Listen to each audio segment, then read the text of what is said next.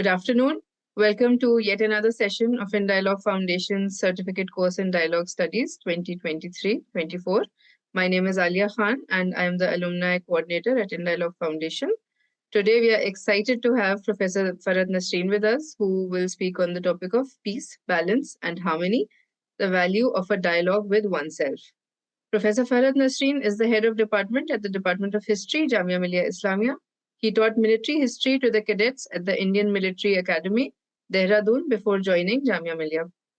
She is the author of 5 books and 18 articles. Ma'am, you have up to 2 hours for the session. You may leave as much time for questions and discussion as you like. And I request all the participants to keep their cameras on. Over to you, ma'am. Welcome. Thank you so much, Alia. The first thing that I would like to say to you guys is that sometimes we don't talk to ourselves at all because we think that there's no need to talk to ourselves because there's so much else to do and one is just kind of, running from pillar to post, doing one thing or the other. It's very important to be connected with yourself. And then when we talk about this connection with yourself, then one would feel that after all, why are we not connected with ourselves? What are the things that are taking us away from ourselves? Now, when we think of the present world, you will find that in the present times, there has been tremendous scientific advancement. With the Industrial Revolution, a lot of things started changing very, very quickly. And with the coming of the machines, the human life changed. Earlier, people used to have a lot more of time when there was no electricity because everything would go dark in the evening. So there was nothing to do except to maybe chat around or to, listen to stories. That was very important. That was one of the ways in which, people's families' histories were conveyed to them, their cultural identities were conveyed to them, and a lot of wisdom was transferred from one generation to other. And people used to just sit down and talk. And then it also gave time for what we now call quote unquote boredom, when you're not doing anything. And there are people who would say that there's nothing to do and I'm feeling bored. So that was another thing which was, it gave a lot of time. So electricity has done wonders for us. It's absolutely remarkable that we can stretch our day for as long as we can. Of course, there'll be no sun, but there's definitely light. And you can do a lot. So this line of demarcation between the day and night, that became blurred. And once that became blurred, there was the possibility to fill up all the time with something or the other to do. So that took away the opportunity of people having a conversation with others, or maybe even having a conversation with themselves. So as there was advancement, we find that we changed the whole world from a place of scarcity to a place of abundance. So in the past, it was, even if you thought that you were going to make a cloth for yourself, then you had to actually make the cloth for yourself. So you would have to start from scratch. That is, you would be maybe collecting the cotton balls, and then there would be, the seeds will be taken away, and then finally it'll be turned into a thread, and the thread will be woven, and people used to do all of it themselves. If you thought that you were going to have a piece of bread, then you started off with the wheat, and then you had to ground the wheat, and then finally you will be making bread. So it was a long process. But now we have there is a lot of abundance. There is all kinds of things which are available. There are fast foods which are available, which are also, maybe if the quality of the food is not up to the mark, then it might be even cheap. So all in all, there is a lot of availability of a lot of things. The other thing is that you would find that the things that used to make people excited, because there was scarcity. So people were excited about small things that were going to happen. Now, since we have a lot of stimuli all around us all the time, you find that there is, the excitement somehow becomes difficult to generate, basically, so to say. And when we talk about the smartphones which have overtaken our life, because if you have, I mean, so many, the conversation with ourselves and also with others is reduced substantially also because of the smartphone, though it was meant to be something that connected people. But then the question is that it connects you for what? And it's connecting you to what kind of agencies? I mean, are you really having a conversation that's fruitful, or maybe you're just scrolling through other people's life and evaluating your own life in comparison with their life, or maybe you are putting your own life out there through the social media for the people to see and to be judged. So either you judging others or you're judging yourself. So that is again something which is happening. The other thing which also is happening with the smartphone is that it has a capability of giving you a rush of excitement. uh, when you look at maybe a post that you find interesting, but the interesting thing is that once you scroll one thing, there'll be another option that will come for you to go on scrolling. You would know that. So there is, scroll after scroll after scroll, and you might be actually spending hours. The the other issue which the psychiatrists feel is there is that the addictive potential of an experience, basically, it is determined by the happiness that it releases inside your head. So that is known as the release of the dopamine. So the more of dopamine that an experience releases in your head, that is going to decide how much you like that activity and how likely it is that you are going to get addicted to that activity. The release of the dopamine is a reward that your brain gives you for a certain activity, and the more of dopamine is released, the more likely it is that you will become addicted to it. But the issue is this, that once you get used to that level of the activity, say there is level 1, मान लीजिए you are very fond of chocolates, right? So if you have the first brick, that is level 1, and once you keep doing the level 1, the release of the dopamine will become lesser. So you will have to come to the level 2. So then you come to the level 2, and maybe you are stuck at level 2 for 10 days, and then the dopamine release will become less for that. So you have to go to level 3. And so you will, go on increasing. And the same goes for anything else. I mean, um, until such time that you will eventually hit boredom. And once you hit boredom, then people start, then this whole cycle of dopamine, it gets into the reverse mode. So then people start feeling low, and they start feeling depressed because they feel that the only thing that made them happy is not making them happy anymore. So what has gone wrong with them? So then it becomes like a vicious circle. The other thing is that, so this is the smartphone that I was talking about was just one of the examples. There can be many other things which can addict people. That sugar has been an addiction for a whole lot of us. It's not easy to give up sugar at all. It has some kind of a addiction.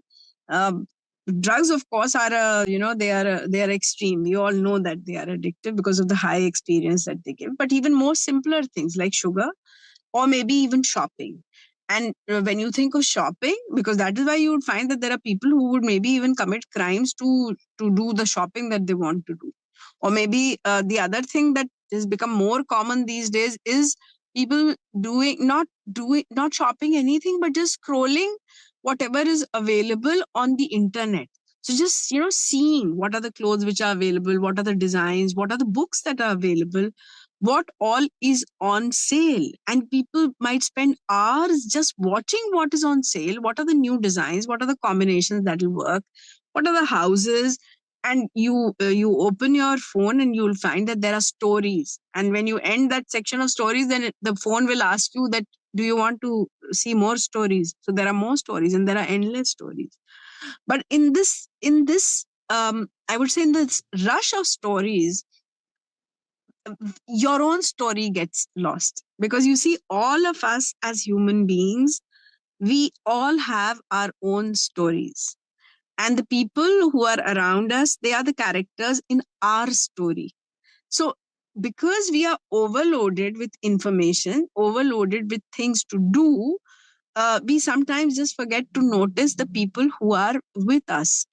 I'm sure that you would have seen n number of times two people sitting in a restaurant, two, three, four. I've seen, whole groups of people sitting in restaurants, in movie halls, or in the metro, and each one of them is only playing with their own respective mobiles. There is absolutely no conversation. And if you forget about the public spaces, even if people go out with their families, you'll find that so many times they're not talking to each other, but each one of them is looking at their own mobiles.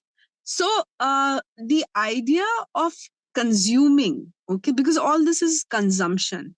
This is the consumption which is not this is not eating, this is not buying. This is just kind of, these are things that you're consuming information, and the information that you are consuming is consuming your time, and time is the essence of life. So if activities like this, if they're consuming your time, that means they're actually consuming your life.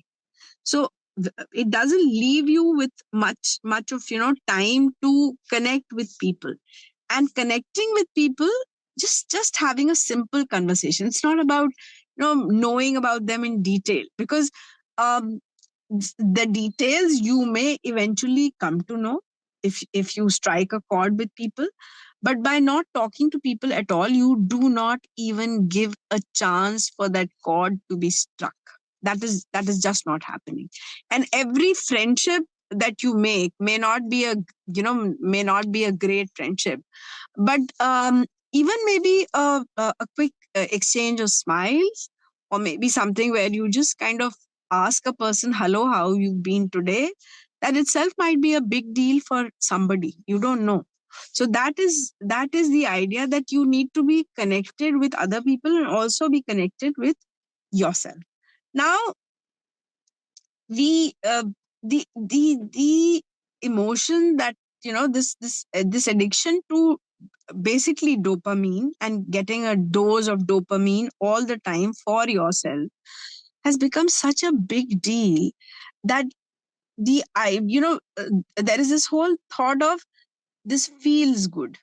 You're told that if you think that this is going to feel good, then you do it. All right.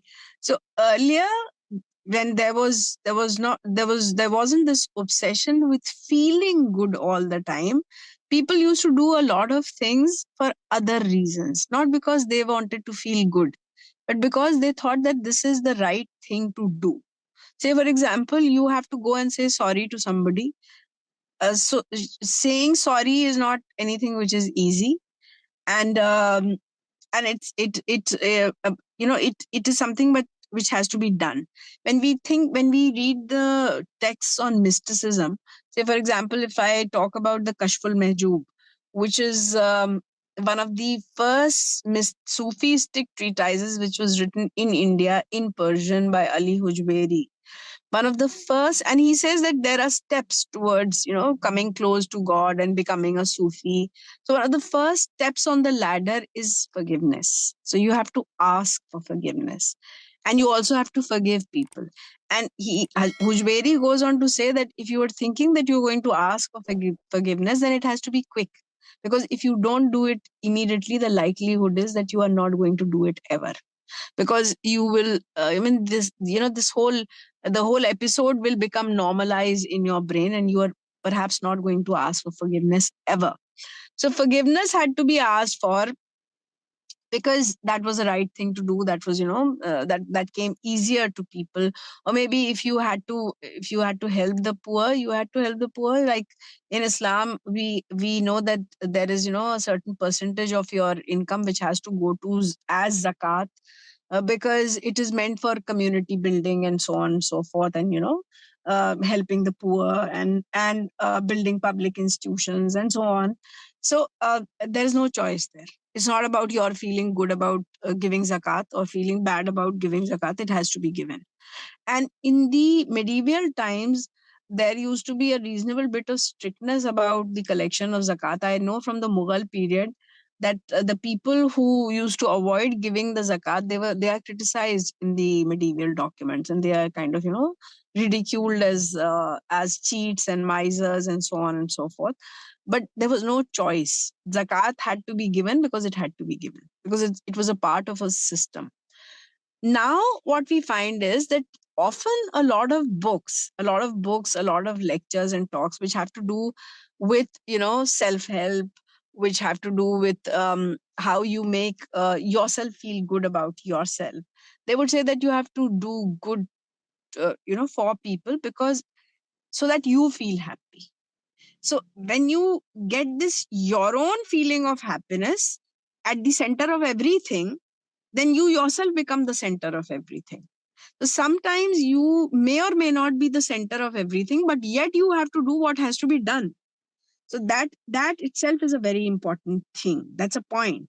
The other point that you would have noticed, of course, is this, that the practice of medicine uh, uh, is focusing so much on making the physical side of the human life easier. Now, when you in today's time, when you find people complaining about getting bored, you have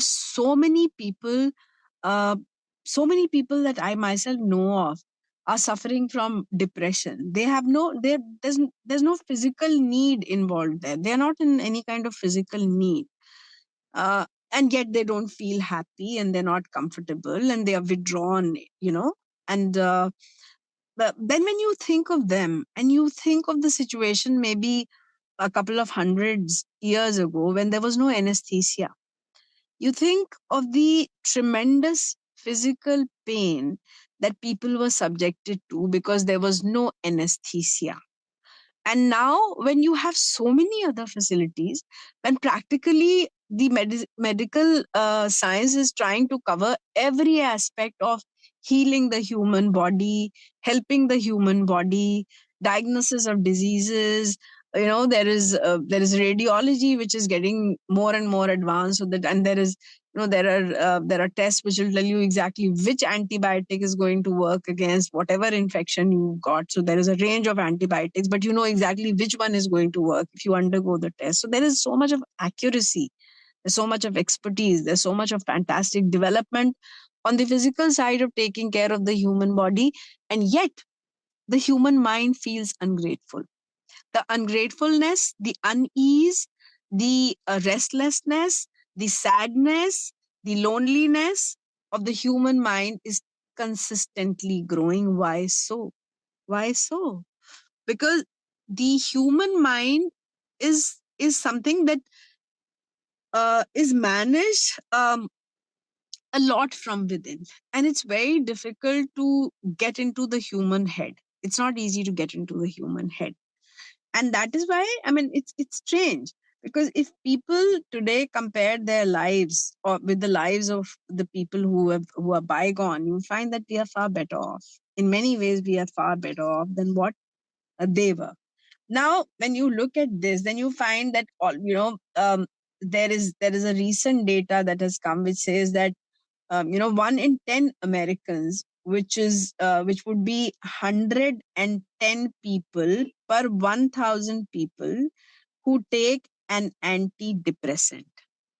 And America and for some other countries, you may not even have the data. And for some of the third world countries, you may really not have any real data. And that is why one is talking about America, because maybe the data is better maintained there. We don't know. But this is what the data says, and this I'm citing from one of the recent books of Anna Lembeck, who's a psychiatrist in Harvard. So she says that there are for 1,000 people, 110 are taking antidepressants. After this, you have Iceland, where 106 people out of 1,000 are taking antidepressant. Australia, 89 out of 1,000 people. Canada, 86 out of 1,000 people. Denmark, 85 out of 1,000 people. Sweden, 79 out of 1,000 people. Portugal, 78 out of 1,000 people. And it's interesting that these are countries where the living conditions are reasonably good. So you do not have, a huge population overload. You don't have poor medical facilities. uh, there is a lot which is far better for some of these countries than it is for other parts of the world. And yet you find that people here are not happy. Why do you think that they are missing out on the simple idea of happiness? Now, when you think about this simple idea of happiness, there are a whole lot of researches which happened on happiness itself.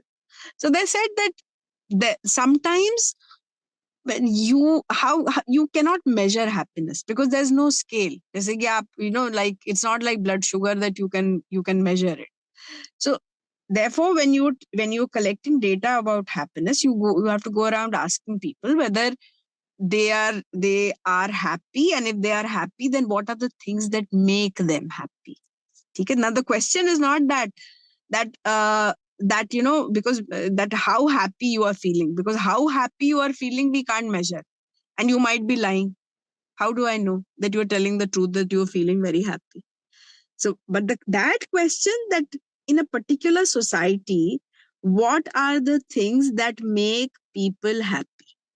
Now, this question will be answered differently in different societies, in different cultures, in different countries, because the parameter for happiness in different areas will be different. Say, for example, in a certain environment, a girl might say that I feel happy because I'm married to to somebody, and I've got healthy children, and uh, I'm happy. This makes me happy. Or maybe you will have another society where a woman says that I'm happy because I'm not married and I can just do whatever I feel like doing. That's another kind of another kind of parameter. And then when you have a large survey, then you will get to know in which society what are the parameters of happiness that they apply.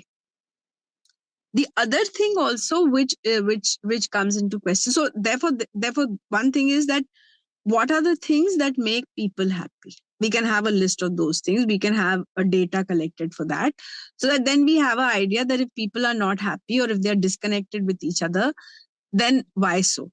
Then there is also this idea of collecting information and data about why people feel unhappy. What are the things that make them feel unhappy?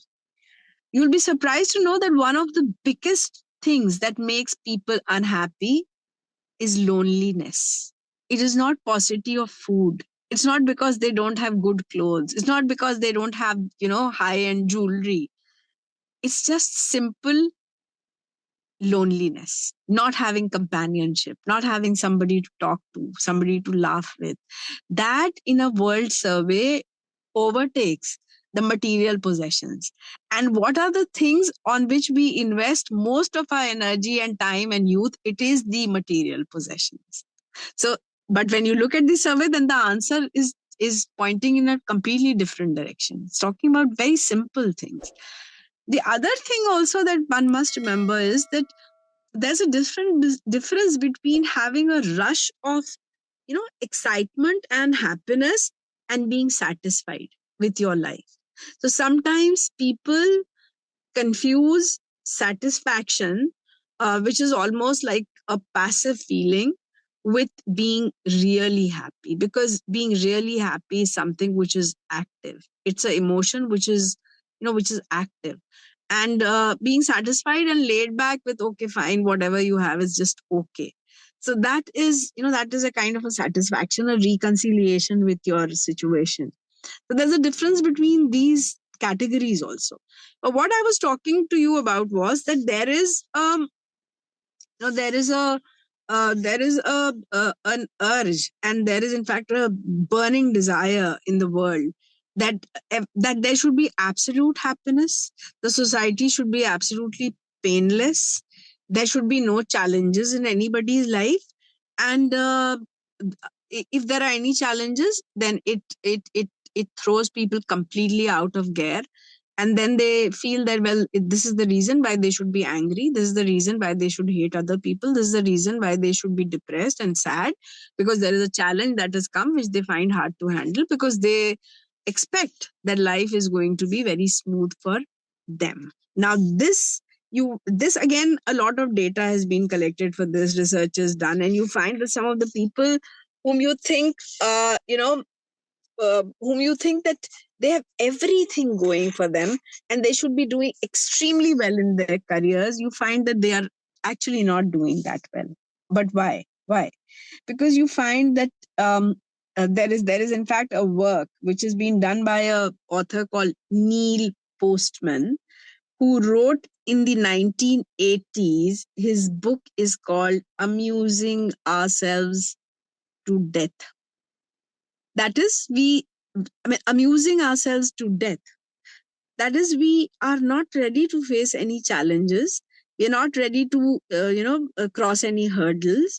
And we want to be in a state of absolute comfort, that leads to our misery. That's the reason why we feel miserable.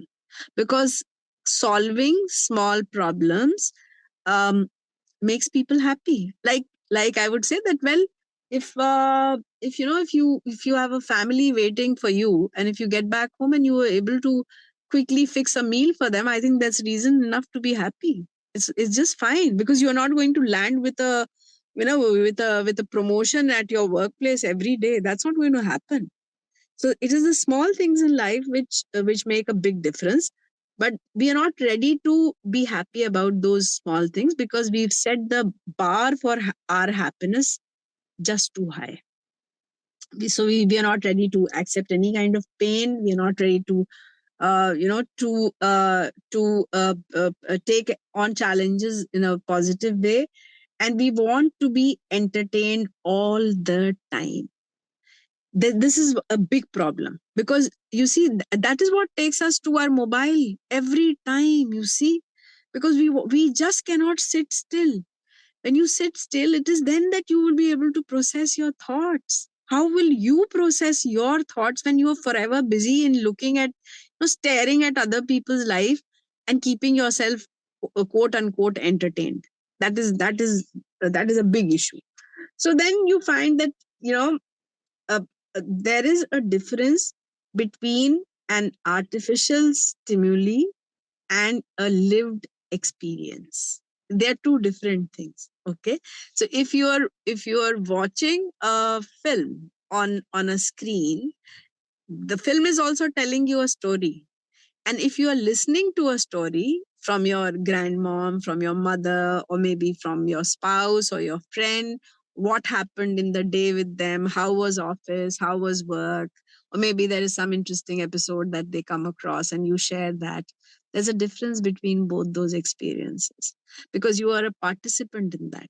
You're a participant. You're going to, you're going to say something, then the other person is going to say something in response to your response.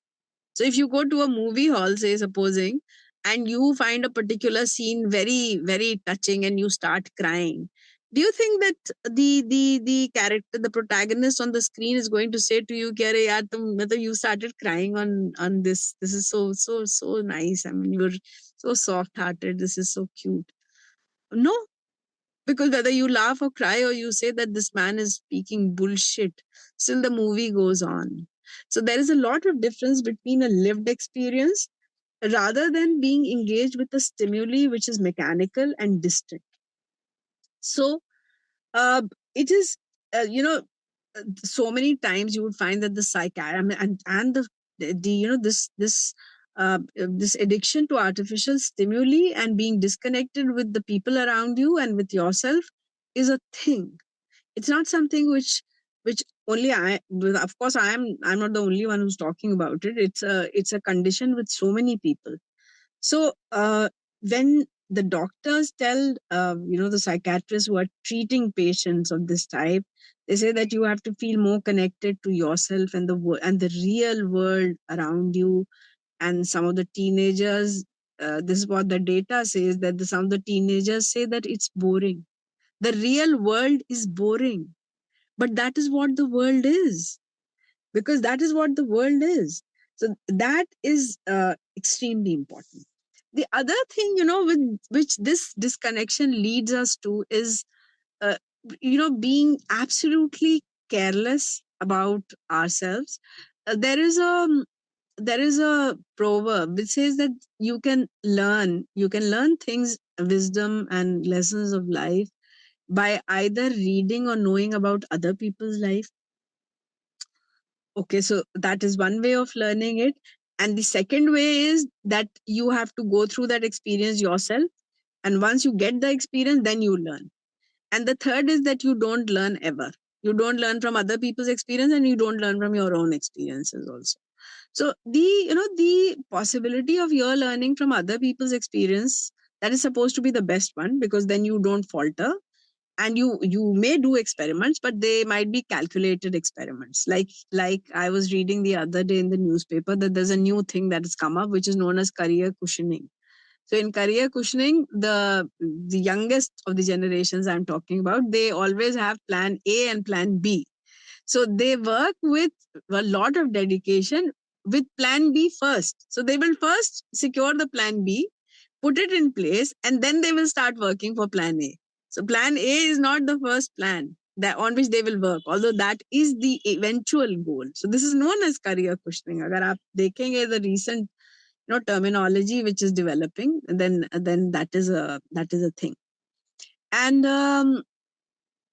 so so therefore, the room to connect with yourself and to learn from other people's experience will come only when you hear other people's experience, when you hear them out. So that is something which is very, very important.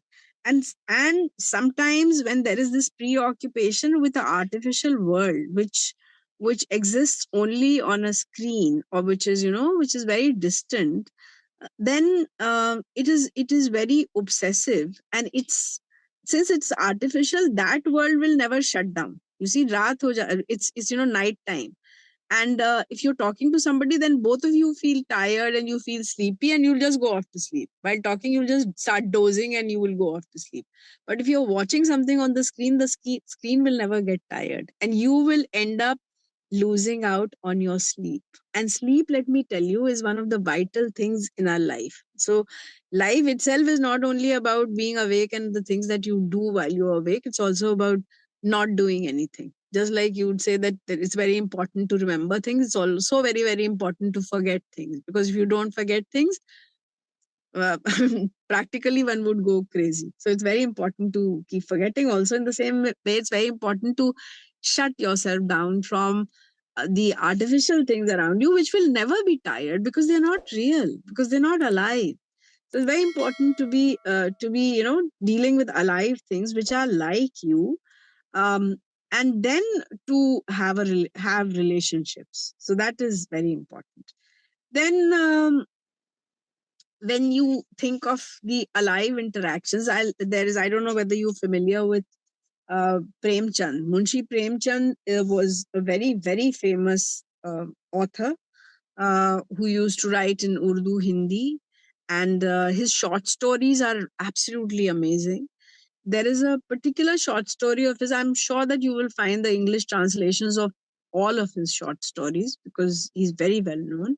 There's a particular story which was known as Budi Kaki.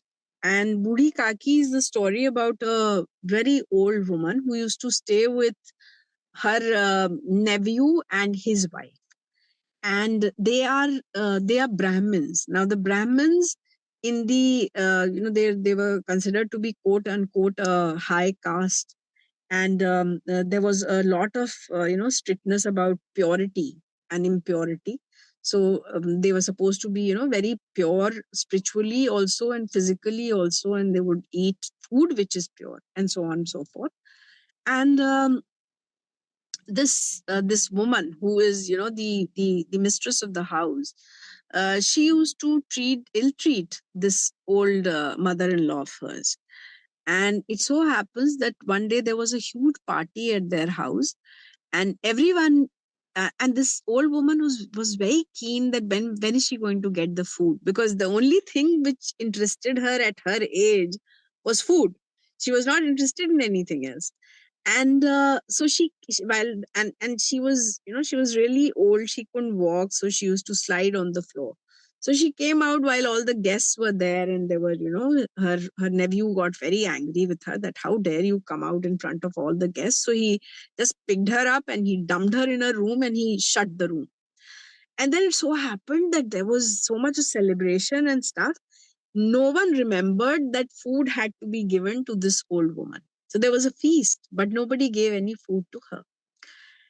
In the middle of the night, this mistress's daughter, she got up because she was a young child and she really loved her grandmom. So she thought that grandmom has not got any food. So she went and she opened the door in which grandmom was locked. And the grandma came out and she couldn't see. She was blind also. So she was blind, she couldn't walk. So she just, slid to the place where all the plates, the used plates were kept. And she started eating from the used plates. At this time, this mistress of the house, she was sleeping and she just got up. She just happened to get up and she looked for her daughter because her daughter was sleeping next to her and she found that little girl is missing. So she got up and she started looking for her daughter and she reached the place where this old woman was having leftover food from the different plates. And then there is such a graphic description that Premchand writes. He says that this mistress felt that the sky is going to fall on earth and it's going to fall and this whole world is going to get destroyed. And she didn't feel angry with the old woman, but she felt ashamed about herself. And she felt that, and she started praying immediately that, oh my God, please forgive me. Please forgive me for all that I have done to this woman, the way we have ill treated her. Because if you don't forgive us, and if she doesn't forgive me, then all my family and my children and my household, everything is going to be destroyed. So in that one moment, when she saw this old woman who was, and like Premchand writes it, he says that a Brahman eating the leftovers of other people's food, which was thrown on the floor, which the stray dogs were eating, and she's eating from the same place. This whole house is going to be destroyed unless the old woman forgives her and she's forgiven by God. In that one moment, there is realization. There is a realization. And then thereafter, this mistress changes. As a person, she changes. Her attitude towards life changes. Her attitude towards this woman changes. Because she suddenly it dawned on her that what has she done and what was she doing till now. But for that moment to arrive, you see, it was a huge catalyst that this old woman was eating from leftover food from the which was already perhaps eaten by the stray dogs. In our own lives, we may not have such a dramatic catalyst, or maybe sometimes the catalyst might come when we've already lost a lot. So the idea is that we have to be very awake and very conscious about the choices that we are making, and we always have a choice. So the consciousness about the choices that we make, how we treat people, how we need to remember that we have to balance, you see, our love for ourselves and our duties towards others. And the duties towards others would not entail every time our feeling happy. You see, so our obsession with our own happiness at a certain point has to be limited. Our obsession with our own entertainment has to be limited. And we have to be ready to sometimes handle pain, sometimes handle rejection. Like I was saying to you, that maybe you can have a small interaction with anybody. You can just pass a smile to anybody, but it doesn't mean that that person is going to smile back at you. That's not a guarantee. There's no guarantee for that. Maybe you start a conversation and the other people don't they're not interested in talking to you. You might be snubbed. Maybe you're trying to get into a circle where people are standing and talking, and they don't welcome you. They just don't broaden the circle to let you in. But and then at that moment, there's going to be a sense of a sense of rejection, maybe a sense of being insulted. But then it's fine, it's worth it. because you tried. That is important. And some things are so good that you have to keep on trying them even though you keep failing at them. So when and because if you look at the lives of the inventors, you'll find that some of the best inventions did not happen in the first go. It took really long for the inventors. There were a number of failures till finally a certain thing was invented. So then, even when you're talking about if relationships or your role in the society where you're doing good things and fruitful things, that also might require repeated effort, and sometimes you will feel like a stupid failure, but yet you don't give up. Now there is this idea of, there's a book by Mark Manson who he talks about the ingraining of what he calls quote unquote shitty values in our head. So then he goes on to say that what are the shitty values that are usually professed and propagated, and we get hung on to them. One is pleasure. One that I was just talking to you about is dopamine dose. You want to be on a high all the time, entertained, excited, feeling important. You are not the person who should get any kind of pain, insult, rejection. No, no, no, no. Everyone should love you because you are special. No, you are not special. You don't have to feel special. You are ordinary. All of us are ordinary, right? But we have to do our bit and be extraordinary in our ordinariness within that. So the moment you start feeling that I am special and therefore I should be in a state of great happiness and pleasure all the time, you are wrong. And the idea that y- you know say, supposing we are talking about pleasure, if pleasure was something which was the ultimate goal of human life, a lot of us find food pleasurable. I know that I would love to eat a lot more of food than what I eat. And, and especially sweet things, but I can't. I can't. And if in the world the rich could eat everything that they wanted to eat, if it would fit in their stomach and if it would not kill them, they would not leave any food for the poor. They would eat everything. But they can't, because that is what the natural law is. You can't eat everything that you want to eat. There's a limit to what can fit in your stomach and in your lifetime.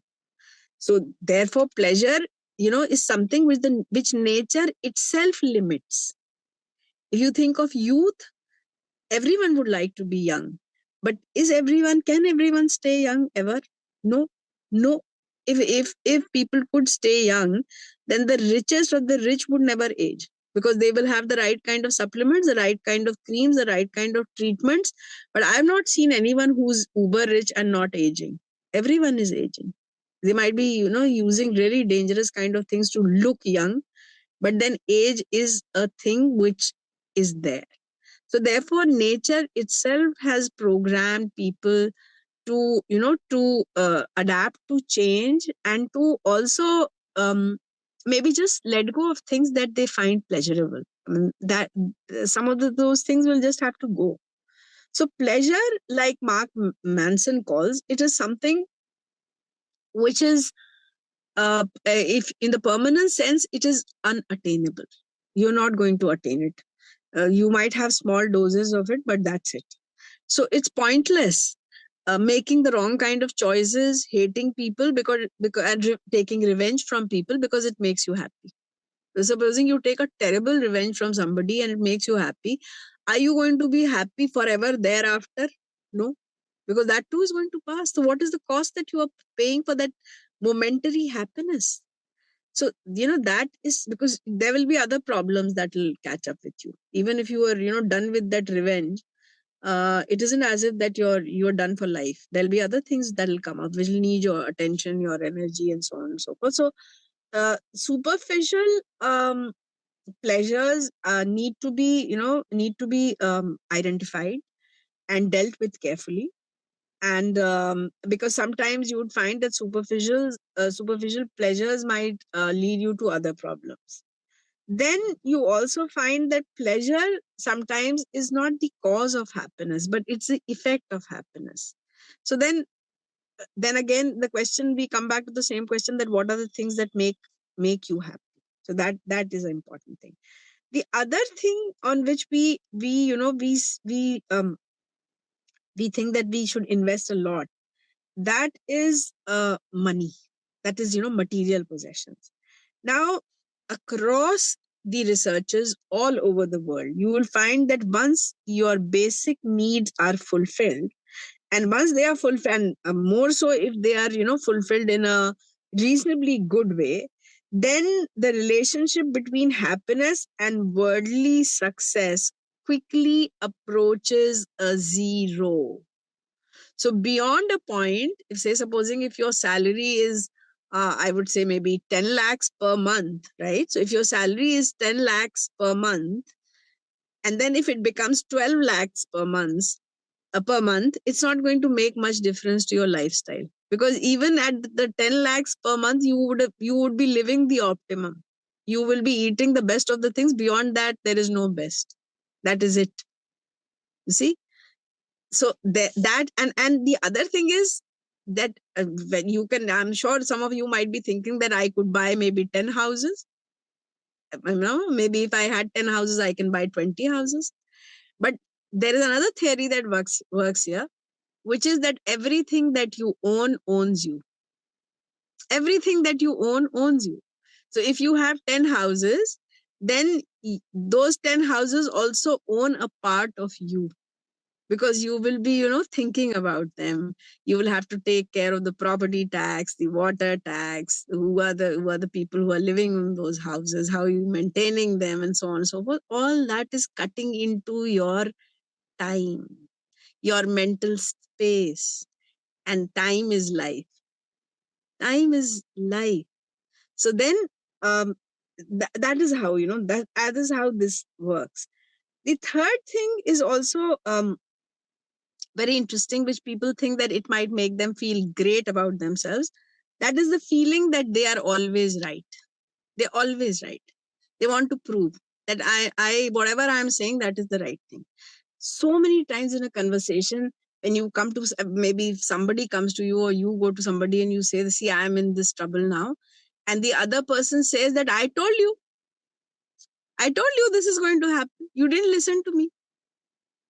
Well, I mean, you might have told something to somebody, but it wasn't, the essential scenario that only this could have happened. There could have been 100 other things which could have happened.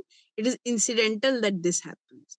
But this I told you is uh, deviating from solving that person's problem, but first establishing that how great you yourself are. Okay. And this is many a times this is the end of that conversation, because that person would he would just not feel like saying anything more to you, because you've already passed a judgment. See? So this obsession with always being right, we must remember that our brains are actually quite inefficient machines, because our brains, that I might be good at something, Alia might be good at another thing, Behzad might be great at yet another thing. All of you who are attending the classes might have their own respective talents and strengths, which itself is a proof that we are all different from each other, and our brains function differently. They're wired differently, right? So therefore, saying that I am the know-all is not possible. It's not true, because all of us have different strengths. So we need to recognize that we are all inefficient at something, and we are efficient at some other thing. And once you are in that position where you're saying something like this, there's also a book by this title, I am okay, you are okay. So once you are in that space, that I am okay, you are okay, and we both can be sometimes wrong, sometimes right, it is then that you're creating a space for a respectful conversation, for a dialogue, for understanding each other. And this dialogue is also important. This space is also important for yourself, because so many times people they hate themselves. They hate themselves for various reasons. The beauty industry particularly will give you a lot of reasons to hate yourself, because they would say that, you are not tall enough, you're not fair enough, your hair is not good enough, your voice is not good enough, or maybe there is a lot of peer pressure. You don't have a boyfriend, girlfriend, you're not married, or maybe you are married, or maybe you have children, or maybe you don't have children. So there is a lot of judgment all around. So the world will throw hundreds of reasons at you for hating yourself. It depends whether you catch them. So so it's, and once, if people, they start hating themselves, then they start getting disconnected with yourself, with themselves. That is why you'll find that so many of the patients of depression don't take care of their physicality. That's one of the first signs of someone who's depressed. They would not like to get off, out of the bed. They don't want to bathe. They don't want to dress up. They don't want to look in the mirror. They don't want to meet anybody. They're withdrawn, and they feel that they're not good enough. So then, when you're judging either others or yourself with with I would say harsh kind of coldness, it doesn't help anyone. So that is again something that we need to be careful about. Then the idea of there's another thing which is very much in vogue, that is staying positive. So there is a lot of bhashan about, there's a lot of talk about you have to be positive all the time, and you have to you have to be happy all the time. But it's okay to be unhappy sometimes. It's all right. Sometimes you feel absolutely lost, or maybe you just don't want to be positive and you want to sit down and rethink your strategy. Then go ahead and do that. Or maybe sometimes you just actually need to cry. And maybe it's all right, even if you have to regret some of your decisions, go ahead and regret them. Sometimes we do make wrong decisions, and it's foolish to keep on thinking that I am right, I was still right. You see, most of the so many of the criminals, they never admit to their being wrong. They would say that they killed somebody and they did the right thing, because they just close the door of you know um, to revisit themselves, and uh, to improve, because that closes the door for improvement. I'll give you one quick example from Babar, because there was somebody from Afghanistan here. You might be interested in this. So Babar, he wrote that he used to be always partying a lot, and he would have a group of friends hanging around, drinking, having a merry time. So once all of them were making fun of one of the companions, one of his friends, and all of them were, they were speaking verses which made fun of this man.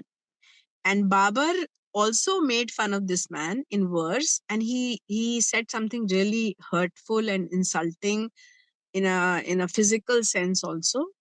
And then it so happened that Babar fell ill, and he started vomiting blood. And one thing that Babar, the Mughal emperor, was very scared of was falling ill, because he was someone who was always on the move, and he had taken a lot of physical challenges, and he was physically very strong otherwise. He was very scared of falling ill.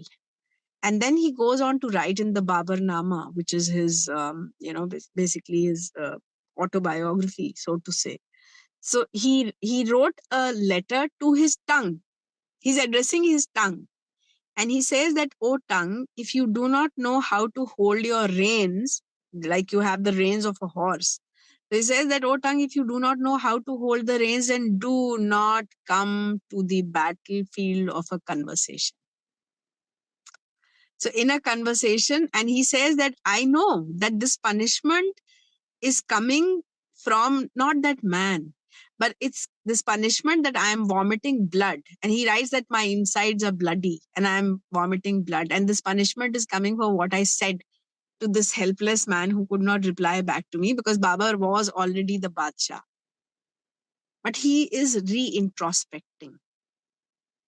So sometimes in life, there are junctures which force us to stop and reintrospect. There are opportunities for improvement, but we let those opportunities pass by because we are so obsessed with the belief that we are right and we were right and we'll always be right.